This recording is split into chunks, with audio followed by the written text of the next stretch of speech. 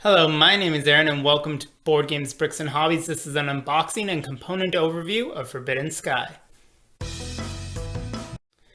Alright, I showed in a previous video that I got this for just $8 on sale, which is a pretty great price. And I know that this is not the best reviewed version of the Forbidden games. Forbidden Island and Forbidden Desert both have better reviews than this, and I've played both of those and I enjoy them. I have not played this one yet, so let's go ahead and see what is inside here. Now, one thing to note is that unlike the first two in the series, this is the only game to come in a box, which is a shame that it's the least well-received one, because I personally do not care for tins. And yeah, so there's that. Let's see what's inside. So it's ages 10 and up, recommended 2 to 5 players, from Matt Laycock, who designed the other two in the series, as well as Pandemic, which many people know. Okay, so we have our instruction manual. I really like the art on this. I like it a lot better than the art on the tiles, which is just this kind of goopy purple color. Not really a fan of that aesthetic. This looks a lot nicer. So let's pull that aside here and take a look at the components. So this is our starting tile here. And I think it's kind of fun that for continuity, they have the airship from Forbidden Desert right here. So that's the airship that you take off on. And if you look at the board on Forbidden Desert, you can actually see the helicopter that has crashed from Forbidden Island. So it's kind of a continuous story in that sense. I think that's a neat touch. So this is the starting platform. This is the level of intensity for the storm there. You get the rocket ship. So you can see the contacts there where it'll connect to this platform. And let's see, there we go. Looks like it does have a pull tab. I wonder if the batteries are still functional. Let's see. I guess we'd have to complete the circuit, right? Yeah, it's not going to make a noise without a complete circuit. But anyway, you get this. I feel like this is mostly just a gimmick on... yeah, it's basically it's a Happy Meal rocket. It's essentially what that is. I feel like that was an unnecessary kind of gimmick, but I guess it was kind of required for. All right, I should have brought scissors to this. One moment. Bam! I have scissors. Wow, look at that, editing magic. All right.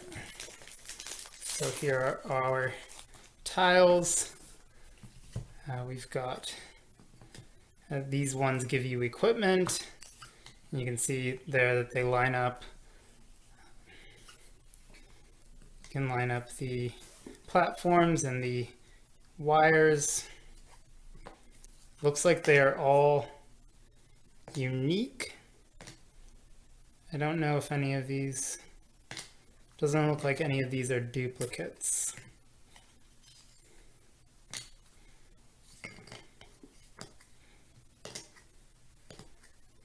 Now that one might be a duplicate. See one of those already? I feel like I saw one of those already.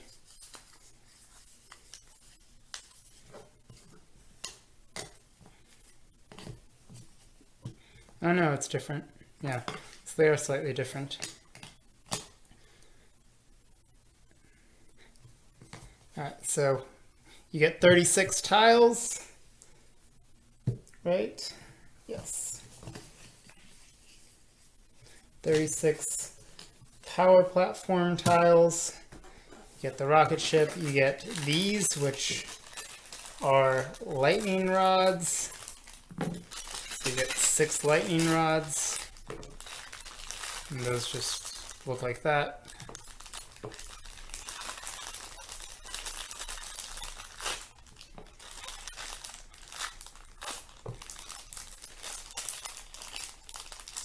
I do really like the almost steampunk look of the components here. I feel like these would look very good painted up.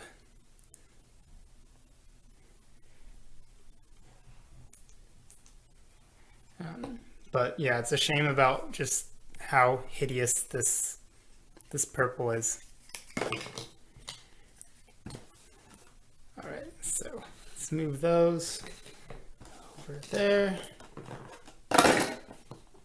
You get some pawns, which I believe are wooden.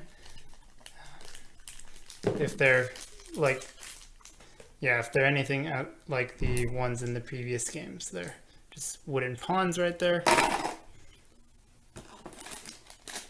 You get some discs. These are capacitors is what they're called.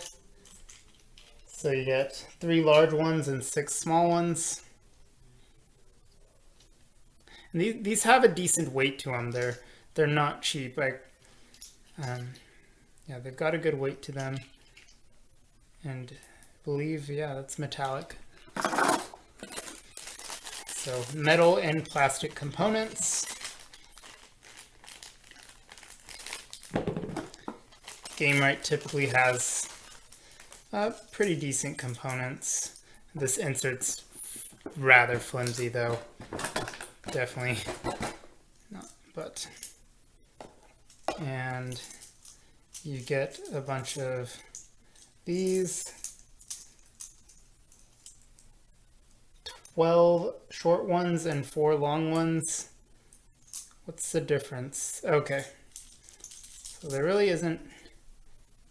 Sorry about the focus there. What's going on? I'm not sure what's going on with the focus. Sorry about that. Didn't realize it was so bright. Okay. But yeah, you get a bunch of these. The difference really is minimal. No, I guess it's about a ½ inch. So a couple. You get those here.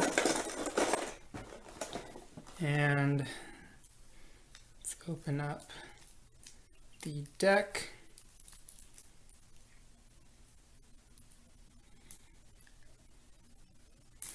So similar to the previous games, you're going to have a deck where you draw cards at the end of every turn and bad things will happen.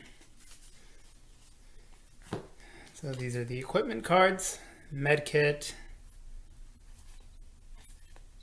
extra actions, straight. So I assume these kind of are going to play similar to the shields from that protect you from the heat in Forbidden Desert. Jetpack. Yeah, I do like the artwork and the steampunk aspect to this. But once again, I'll comment on these and just how bland they are.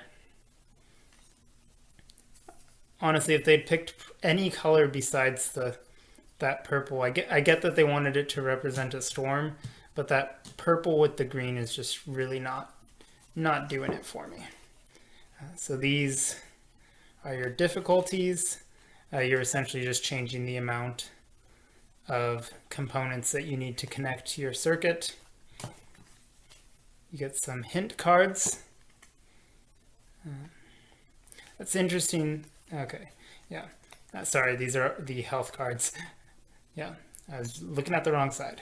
Yeah, so these are your health and your rope. So as the wind blows you around, you will lose your rope if you fall off the edge. And if you lose all your rope, then you perish. Same with your health. And then these are the storm cards. Fitting graphic on the back there, I like that. So lightning, storm intensifies, high winds, winds change. I feel like there should be a calm winds card, right? Like a one quiet night equivalent. Oh, there's something down here. Okay, so this holds your meter there, like so. And the last bag, these are just the little sliders for your health tracker. I always found these a bit fiddly in the other games. Never really liked how they kept track. They're kind of like the ones in Betrayal, just cheap little plastic things. And yeah, not a huge fan of how that's done, but I guess it keeps costs down, right? Which theoretically would keep the cost down for us buying the game, right? So yeah, you just do that. And yes, and then this one would go right here. So it's a bit trickier to get on because it's on cardboard. But anyway, you get the idea. So I am looking forward to trying this out. Once again, I know it's not the most well received of the series, but definitely going to give it a shot and see how it goes. And I even have a few ideas of maybe potential variants that I want to test out to see if that would make it any better. But we got to play it the way it was intended first, obviously. So thank you so much for watching. I hope to see you again in another video. You've been watching Board Games, Bricks, and Hobbies. Take care. Bye.